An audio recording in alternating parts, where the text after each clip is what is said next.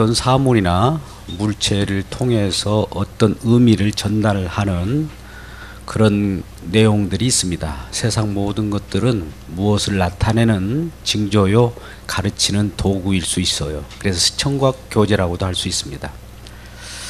지난 주에 말씀을 이어서 사마리아 여인과 예수님과 대화 가운데 물 얘기가 있었습니다. 물 이야기를 함으로써 그 물 자체에 의미를 두는 것이 아니라 물을 통하여 하나님께서는 예수 그리스도 말씀이 그 사마리아 여인에게 전달되게 됩니다. 우물가에서 만난 사마리아 여인에게 물을 달라고 할 때 그 사마리아 여인은 당신들은 우리하고 상종하지 않는 자인데 어떻게 사마리아인에게 유대인으로서 물을 달라고 합니까? 서로 원수지간에 물을 주고받을 수가 없다는 얘기죠. 그럴 때 예수님께서는 이와 같이 말씀합니다. 내가 누군지를 알았다면 네가 나에게 물을 주었을 것이다. 그러나 이 너희들이 먹는 물, 이 물은 마셔도 다시 목마르려니와 내가 주는 물은 그 속에서 영생하도록 솟아나는 샘물이 되기 때문에 영원히 목마르지 아니하리라. 이런 말씀으로 종교를 지었습니다. 우리가 이 세상 속에서 마시는 물, 사물이죠. 보이는 어떤 현상이죠. 그것을 마실 때는 우리의 가라앉은 마음 또 우리 신체적인 가람을 적실 수가 있습니다. 그런데 예수님께서 말씀하시는 이 물은 어떤 의미를 가지고 있는 거예요. 우리가 마시는 물을 통해서 우리는 감사하는 것이 물 자체에 있는 것이 아니라 물 주신 어떤 분을 향해야 된다는 것입니다. 그래서 예수님께서는 물 이야기를 뒤로 하고 바로 이어서 또 다른 말씀을 합니다. 이후에 대화의 내용이 이것입니다. 이 사마리아 여인에게 남편을 데려오라 이렇게 말을 하는 겁니다. 그러니까 이 사마리아 여인이 나는 남편이 없습니다. 이렇게 이 얘기를 하는 거예요. 물론 육신적으로 이전에 5명의 남편이 있었습니다. 지금 또 사는 자도 남편이지만 남편답지 않는 그런 남편인 것 같습니다. 그럴 때 이 여인은 얼마나 세상 속에서 지탄을 받은 자이겠습니까? 그런 자가 우물을 기르려고 대낮에 떼약볕이 쨍쨍 쬐는 12시 정도 물을 길러 왔던 거 아닙니까? 그때 그러한 뜨거움 속에서 갈등 속에서 어려움 속에서 예수님을 만나게 되는 것이죠. 그런 상황은 펼쳐지고 있습니다. 그래서 남편이 없다는 것이 옳도다. 그러나 너에게는 남편이 5이 있었다. 그리고 지금 있는 남편도 남편답지 않는 남편이다. 이렇게 그 여인의 내용들을 샅샅이 알게 되는 것이죠. 어떻게 보면 이러한 그 사마리아 여인의 과거사를 꿰뚫어 보는 거예요. 그러니까 이 여인이 깜짝 놀라서 당신은 선지자로소이다 이렇게 고백을 합니다. 여러분 구약의 율법과 선지자는 말씀으로서 훈계하고 죄를 드러내고 죄를 낱낱이 고발하는 자였죠. 그래서 율법과 선지자라고 하면 구약 성경을 말합니다. 그러니까 선지자이다라고 하는 것은 당신은 말씀이시군요. 그것까지는 알아요. 그래서 당신은 선지자이기 때문에 내 속에 있는 나의 과거사를 꿰뚫어 보시는군요. 내가 이와 같이 죄가 드러났습니다. 맞습니다. 나는 그와 같이 5의 남편과 또 1명 지금 있는 남편도 있습니다. 라고 하는 고백을 할 때 19절과 20절 사이에 충만한 어떤 내용이 있어요. 19절, 20절 말씀을 같이 읽어볼까요? 19절, 20절을 같이 읽겠습니다. 시작. 여자가 이르되 주여 내가 보니 선지자 소이로이다. 우리 조상들은 이 산에서 예배하는데 당신들의 말은 예배할 곳이 예루살렘에 있다 하더이다. 여러분 앞뒤 문맥이 맞지 않는 것 같잖아요. 그런데 이 사이에는 엄청난 것이 있어요. 당신은 선지자 소로이사 이 고백을 했던 것은 당신이 나의 죄를 지금 다 까발리는군요. 나의 과거사, 나의 여러 것을 다 꿰뚫어 버리는 그런 분이군요. 그러면 내 죄가 지금 발각된 상황 속에서 이 죄를 어디에서 속죄 제사를 드려야 됩니까? 라고 하는 것이 그 사이에 문맥이 있는 거예요. 그럴 때 예수께서 이르시되, 예수께서 말씀하시되 이제 어떤 내용들을 가지고 묻는 것이 나오는 건데, 사마리아 여인이 이와 같이 묻죠. 예수께서 이르시되 여자여 내 말을 믿으라. 이 산에서도 말고 저 산에서도 말고 너희가 아버지께 예배할 때가 오노라. 이렇게 말씀합니다. 사마리아 여인은 우리 조상들은 그리심산이라고 하는 그 산에서 속죄 제사를 드렸고 유대인들은 예루살렘에서 드리는데, 내가 지금 당신에게 죄가 발각된 이상 이 죄를 속죄해 줄 속죄 제사를 그러면 어디서 드려야 됩니까? 라고 묻는 거예요. 그럴 때 예수님께서 그와 같이 이 산에서도 아니고 저 산에서도 아니다. 이제 장소 개념은 끝났다는 거예요. 그래서 아버지께서 이제 우리들에게 예배할 아는 예배를 가르쳐 준다고 말씀합니다. 22절을 같이 읽겠습니다. 22절 시작. 너희는 알지 못하는 것을 예배하고 우리는 아는 것을 예배하노니 이는 구원이 유대인에게서 남이라. 네, 구원은 유대인에게서 남이라고 하는 것은 아브라함과 다윗의 자손 예수 그리스도 계보라고 하는 예수로 말미암아, 예수는 유대인의 혈통을 타고났죠. 그 계보에 예수 메시아가 나타난다는 것이죠. 그래서 그 예수를 알 때에 아는 예배를 드린다는 거예요. 근데 유대인들은 실제로 지금도 예수를 알지 못합니다. 하나님 말씀을 지키고 또 하나님을 섬긴다고 하나 예수가 하나님이심을 알지 못해요. 그러니까 예수를 알면 하나님을 아는 거예요. 할렐루야. 옆분에게 인사합니다. 예수를 아는 것이 하나님을 아는 것입니다. 인사하겠습니다. 시작. 네, 그래요. 뭐 하나님을 아는 것이 하나님을 아는 것이 아니라 예수로 나타났어요. 하나님은 우리에게 계시는 예수 그리스도의 계시라. 예, 우리에게 나타난 자가 하나님으로서 우리에게 나타난 자가 예수 그리스도예요. 괜히 예수 그리스도를 믿으세요 뭐 이렇게 하는 것이 아닙니다. 우리는 하나님 믿으세요 할 수도 있겠지만 예수 그리스도를 믿으세요 하는 겁니다. 예수 그리스도를 통하여 하나님을 만나고, 하나님의 형상이 예수 그리스도이기 때문에 그래요. 하나님은 독생하신 예수 그리스도를 통하여 만나겠다고 말씀하시고 다른 쪽으로는 나 만나러 오지 마 이렇게 말씀하셨어요. 그래서 예수 그리스도만 우리 주님 하나님을 만나기를 주의 이름으로 축복합니다. 그런데 너희는 알지 못하는 것을 예배하나 우리는 아는 것을 예배한다. 예, 이곳 저곳 장소 이런 것을 통해서 속죄 제사를 지내는 이 시기는 이제 지났다는 거죠. 옛날 얘기라는 거예요. 지금은 그 시대가 아니라는 거예요. 왜요? 예수님이 온 이상 예수님의 그림자로서 성전, 예수 그림자로서의 성막, 예수 그림자로서의 여러 장소가 있었어요.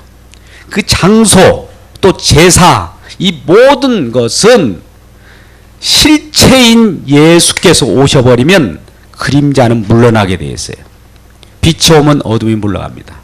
구약에는 우리가 더듬어서 하나님을 찾았지만 지금은 직접 예수님께서 오셨기 때문에 예수님을 만나고 예수님을 예배하는 그 자체가 아는 예배라는 거예요. 그래서 이러한 아는 예배를 가르쳐주는 내용들이 지금 나오고 있습니다. 자, 23절을 이어서 읽어볼까요? 같이 읽겠습니다. 시작. 아버지께 참되게 예배하는 자들은 영과 진리로 예배할 때가 오나니 곧 이때라. 아버지께서는 자기에게 이렇게 예배하는 자를 찾으시느니라. 참되게 예배하는 자가 아는 예배자래요. 제대로 아는 예배자. 근데 이 아는 예배자들이 참되게 예배하는 자들인데 이렇게 예배하는 자들이라는 거예요. 이렇게가 뭘까요? 우리 24절을 같이 읽겠습니다. 그 유명한 24절 시작. 하나님은 영이시니 예배하는 자가 영과 진리로 예배할지니라.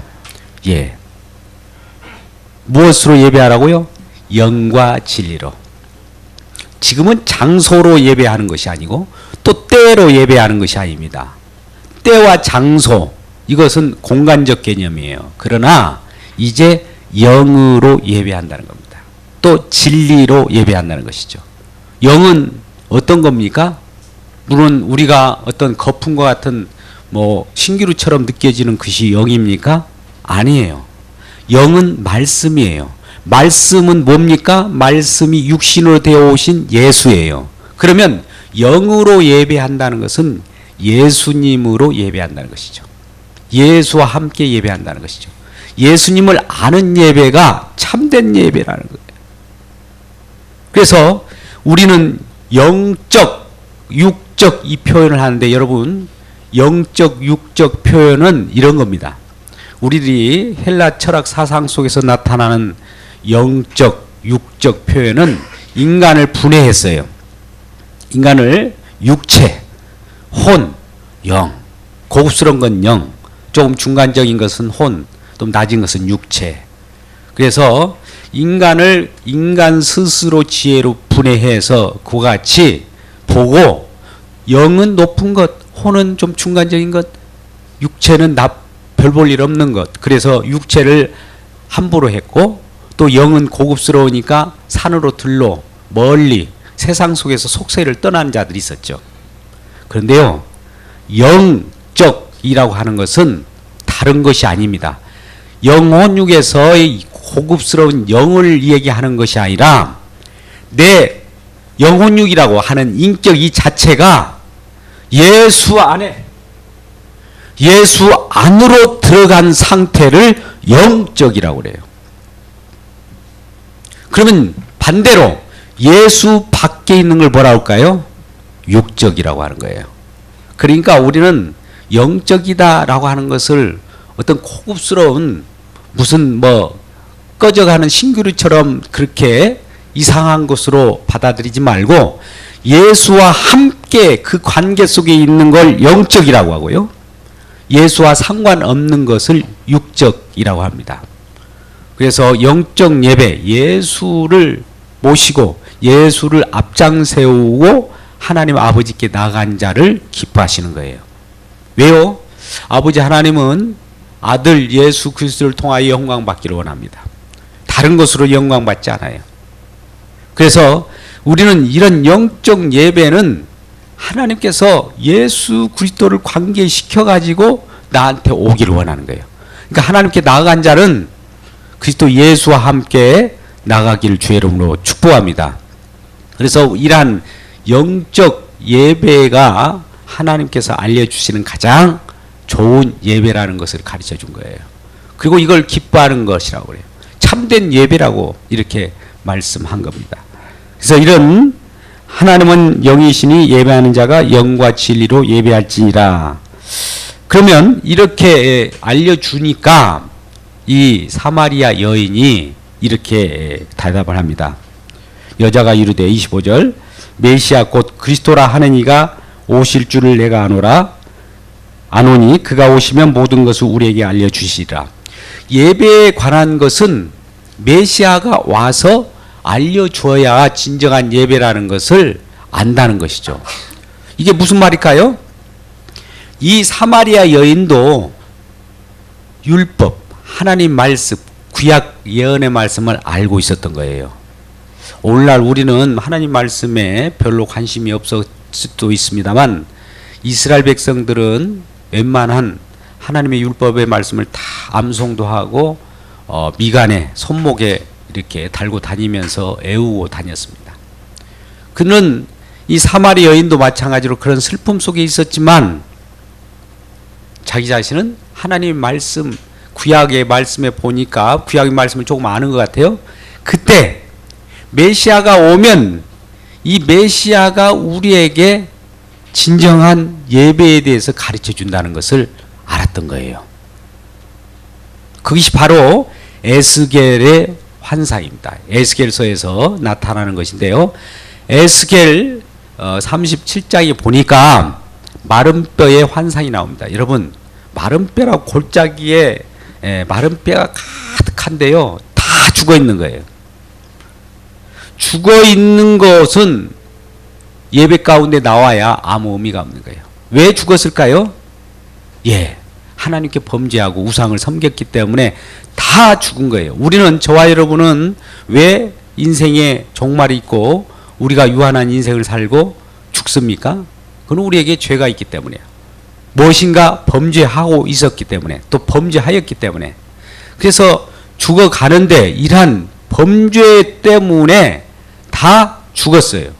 마른 뼈와 같은 것이 이 세상의 현실이라는 거예요. 골짜기에 이 에스겔 선지자를 하나님 여호와께서 그에게 어떤 환상을 보여주는데, 골짜기에 마른 뼈다귀가 엄청난 거예요. 다 죽었어요. 이 현상이 이스라엘의 현상이요, 현재의 우리의 현상이라는 거예요. 다 죽었다는 거예요. 죽은 그런 자들을 이제 하나님께서 말씀으로 대언해서 살리겠다는 겁니다. 살려지는 그런 과정이 예배인 거예요. 오늘 우리가 세상 속에서 이모저모 죄악, 또 알게 모르게 지은 죄들이 많이 있을 거예요. 뭐 주님 앞에 나올 때 나의 죄를 고백하면 하나님이 또 살리셔요. 용서하시고 살리셔요. 용서하시고 살리는 현장이 영적 예배라는 겁니다.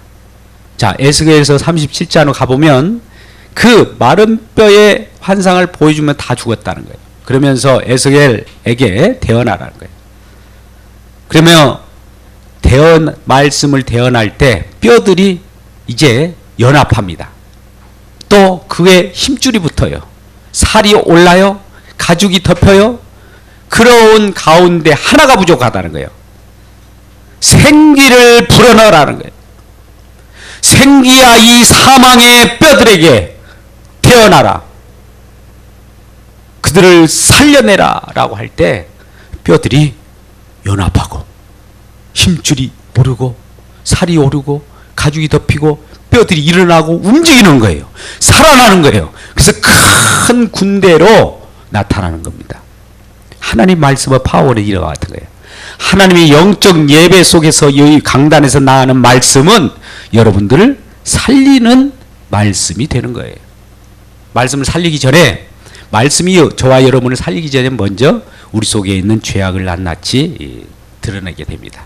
이 죄악 때문에, 이 죄 때문에 누군가가 와서 이 죄를 처리해 줘야 되는 거예요.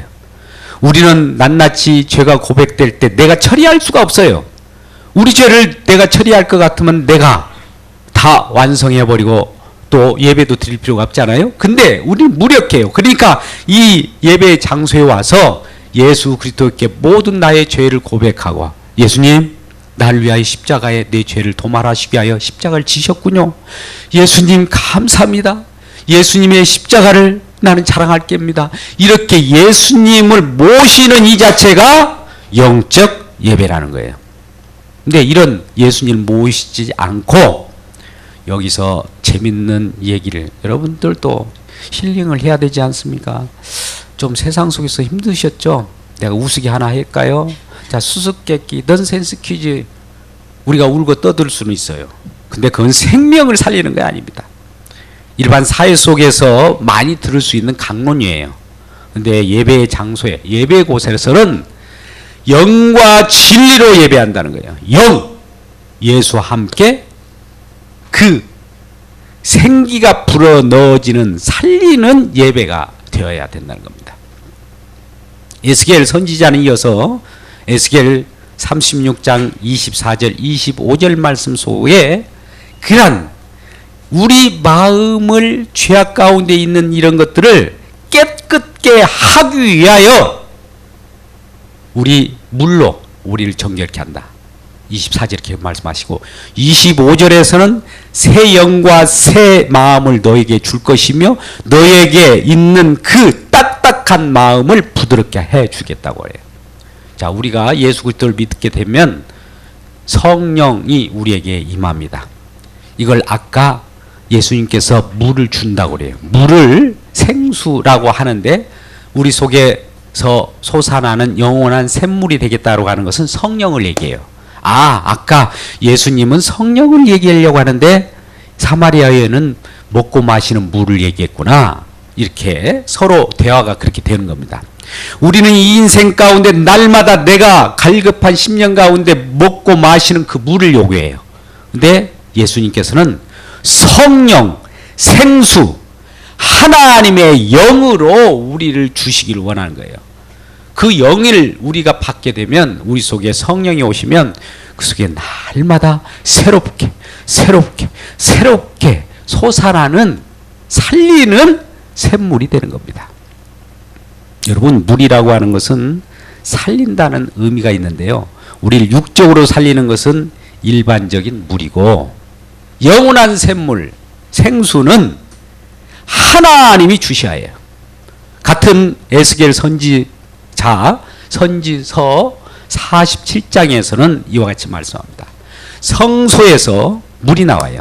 그 성전이 동을 향하였는데 그 문지방에서 물이 나와서 동우편 제단 남편으로 흐르더라. 여러분, 이 성소에서 물이 흐른다는 것은 하나님의 보좌에서 그 문지방에서 물이 나와서 이 세상을 살리는 거예요.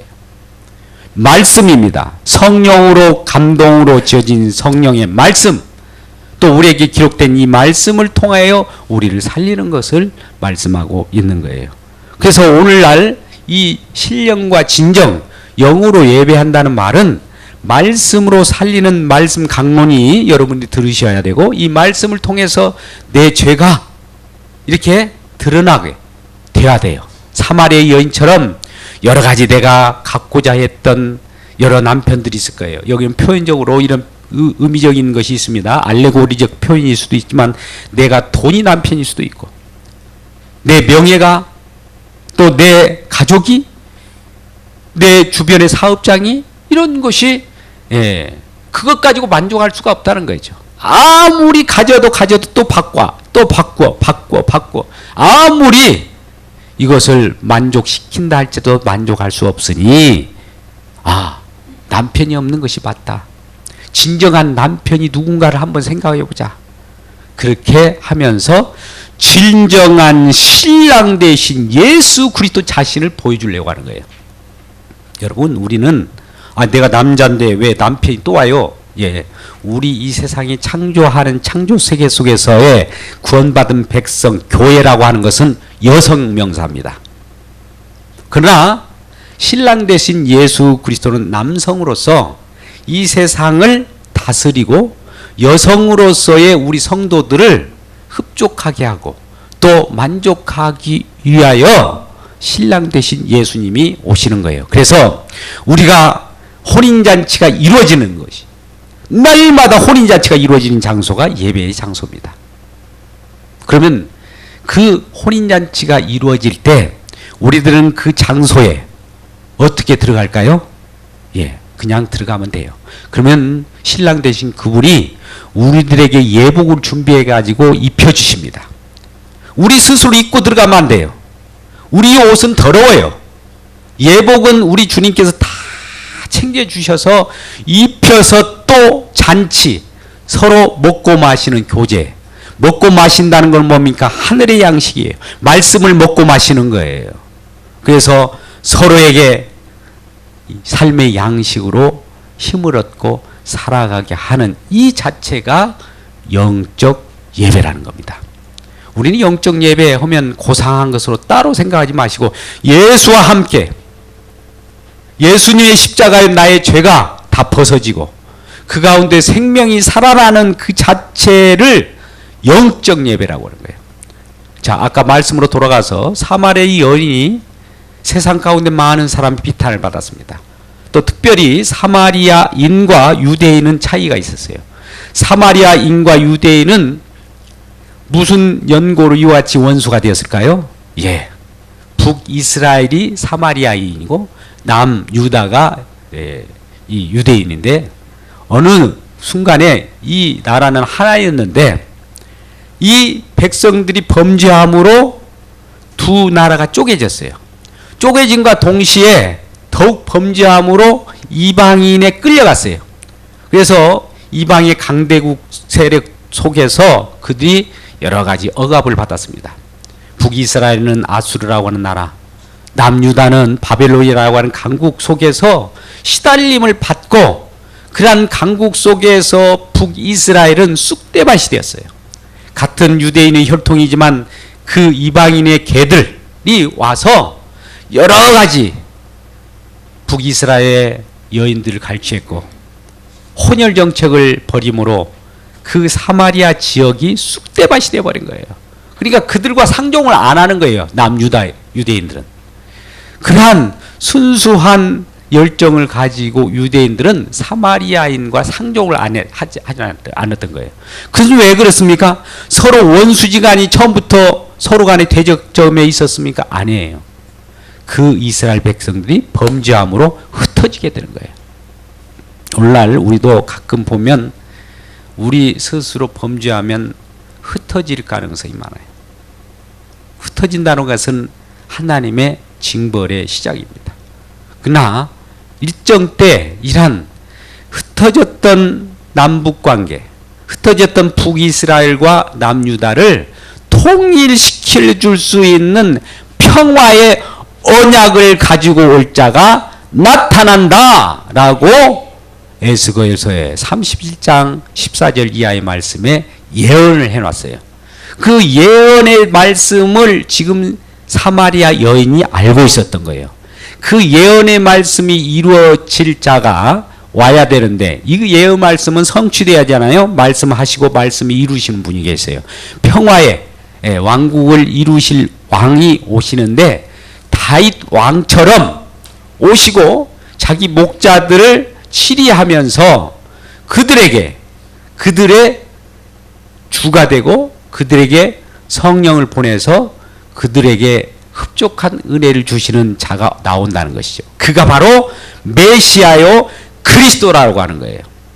그래서 예수님이 그리스도가 되신 거예요. 자, 말씀이 좀 어려워졌는데요. 구약의 말씀은 하나님은 말씀하시고 그냥 가만히 내버려 두는 것이 아니라 말씀이 이루어져요. 성취가 됩니다. 하나님이 전능하신 하나님이라고 하는 것은 말씀하시고 이루시는데 전능하신 분이에요.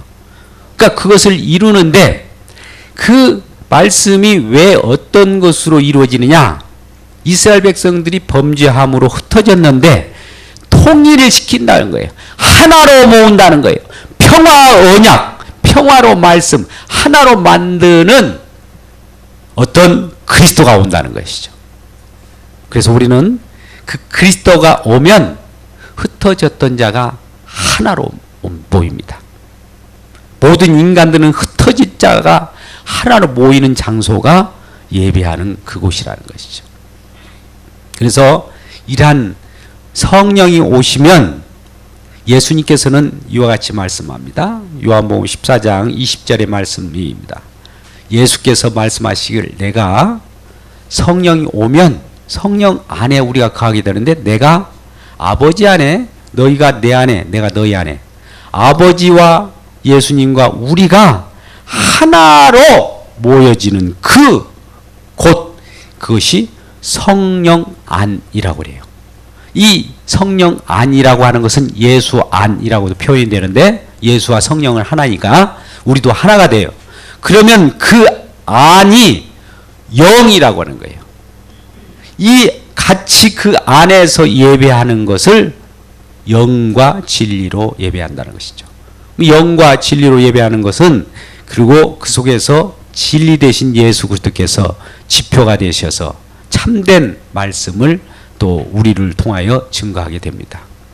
그래서 이러한 하나님이 우리를 하나로 만들어내는 것은 성령이에요. 자, 성령은 우리가 한 성령을 마셨다고 고린도전서 12장 13절에 말씀합니다. 저와 여러분은 한 성령 안에서 한 성령을 마셨으므로 같은 말을 해야 돼요. 성령 누가 보내셨습니까? 예수 그리스도께서 보내셨기 때문에 예수 그리스도는 성령을 보내심으로 나를 증거하라고 했어요. 그러니까 우리는 성령 받은 사람들은 뭘 증거할까요? 나를 증거하라고 했으니까 나가 누구예요? 예수님이시죠. 성령 받은 저와 여러분이 가끔 예수 이야기를 많이 하시길 주 여러분 축복합니다. 성령 받은 사람들은 예수 이야기로 기뻐해요. 그래서 오늘 사마리아 여인도 내가 예수를 만났다, 그리스도를 만났다라고 하면서 물동이를 던지고 그 동네로 내려가게 되는 겁니다. 오늘 우리가 이 한 예배 가운데서도 영과 진리로 예배할 때 성령이 우리와 함께 하심으로 예수께서 우리 속에 사는 생명으로 나타나서 직접 성전이 되어버린 겁니다. 자, 결론입니다. 여러분, 이전에는 우리가 우리 죄를 속죄 제사를 드리기 위해서 이곳 저곳 그리심산 에발산 예루살렘을 찾아다녔어요. 네, 지금은 그렇게 찾아다닐 시대가 지났다는 거죠. 그러면 장소적 개념도 깨뜨려졌어요. 시간적 개념도 깨뜨려졌어요. 그냥 성령 안에서 주님이 함께 계심을 알고 기뻐하고 하나님께 예배하는 그 자체가 신령과 진정으로 예배하는 자이고 참된 예배자라는 겁니다. 그래서 우리는 현재 이전에는 꼭 이곳에서 예배를 드려야 됩니다. 이러한 고정된 것이 지금 파괴됐어요. 또 이 곳을 성전이다, 이러한 성전 신앙은 무너졌어요. 그럼 누가 성전입니까? 저와 여러분이 성전이에요. 내 마음 가운데 지금 우리 주님이 함께 계시는 그 자체가 성전이다 이 말입니다. 이것을 깨닫지 못하느냐? 고린도전서 3장 16절 말씀에 이와 같이 지탄합니다. 아직도 이런 말씀을 드리는데도 불구하고 아니야! 나는 저쪽 장소에, 그 속에는 하나님 그 속에만 계셔. 그곳에 가야 꼭 하나님 만날 수 있어. 이건 개념은 깨진 거예요. 자, 3장 16절 고린도전서 같이 읽어볼까요? 이 우리에게 하나님 말씀이 강하게 직탄하는 말씀으로 듣기를 주의 이름으로 축복합니다. 읽겠습니다. 너희가 하나님의 성전인 것과 하나님의 성령이 너희 안에 거하시는 것을 알지 못하느냐? 뒤에는 뭐라고 할까요? 아이고 미련하다 이렇게 얘기하는 거예요. 가르쳐 주는 거예요. 왜요? 지금 사마리아 여인에게도 이걸 가르쳐 준 거예요. 이걸 알아버렸어요. 자, 오늘 말씀이 좀 어려운 것 같은데 자, 이 순서를 읽게 들어갑니다. 예수님과의 대화 속에 사마리아 여인은 물을 길르러 왔어요. 먹는 물. 우리의 육신적으로 먹는 물. 근데 예수님께서는 하늘의 세계에 대한 성령에 대한 물을 얘기해요. 서로 대화가 내용이 잘 안 맞잖아요. 그러니까 예수님께서 이 여자에게 너의 남편에 대한 얘기를 꺼냅니다. 그러면 이 남편에 대한 것을 누가 알지? 나의 과거사를 누가 알지? 아이고 이거 아는 분 아무도 이 세상에 계실 수가 없는데 오직 선지자만의 나를 말씀으로서 죄를 들추어낼 수 있는 자격이 있는데 어떻게 내가 이러한 과거사를 당신이 압니까? 할 때 당신은 분명히 선지자가 맞겠다. 당신은 선지자인 것 같습니다. 할 때 예수님께서는 선지자가 맞다고 하면서 하늘 양식, 하늘 세계에 대한 얘기를 해요. 이제는 내가 온 이상 예수님께서 오기 전에는 이 산에서도 예배하고 저 산에서도 예배하고 저쪽에서도 이곳저곳에서 제사를 지냈어야 돼요. 자, 북이스라엘은 북그리심산에서 제사를 드렸어야 되고 남유다에는 예루살렘에서 제사를 드렸는데 이곳저곳에서 이제 제사 드리는 그런 시대는 끝났다. 이것을 얘기해 주는 거예요. 그러면 누가 성전이냐? 여러분들이 성전이라는 거예요.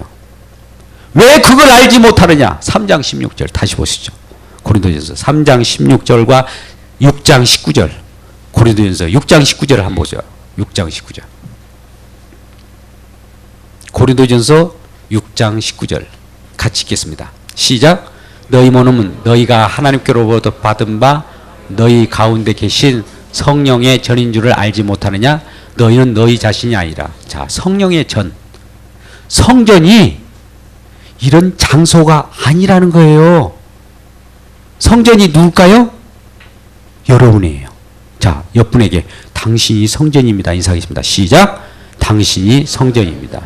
그래서 우리가 두세 사람이 예수 그리스도 이름으로 모인 곳에는 예수님도 함께 계시겠다고 그랬어요. 두세 사람이 모여서 예수님께 예배하면 그곳이 바로 성전의 연합이 되고요. 교회인 거예요. 할렐루야. 예, 진정으로 참된 예배자들은 내 안에 우리 주님 성령이 함께 계셔서 어디 곳이 되더라도 같이 모여서 예배하는 그 장소가 예배 장소가 될 수 있는 거고 또 예배의 때가 되는 거예요. 그래서 장소, 때 이런 개념을 끝내고 하시라도 예배 드리는 그날이 주일이에요. 또 예배하는 그 장소가 성전이에요. 자, 어떤 고정된 것이 아니라 예배하게 되면 그 장소가 예배 장소가 되고 예배하는 그때가 예배 때다 이 말이에요. 로마서 12장 1절 말씀 속에서도 삶의 예배를 말합니다. 우리가 삶이 예배, 사는 것 그 자체가 예배라는 말이죠. 왜? 우리 성령께서 내 안에 계셔서 성전이 되어서 우리가 살아가는 현장 모든 곳에 성전이 계시기 때문에, 그러니까 그 자체가 예배라는 말이 성립이 되는 겁니다. 이러한 삶으로 예배하는 저와 여러분 되시기를 주님의 이름으로 축복합니다.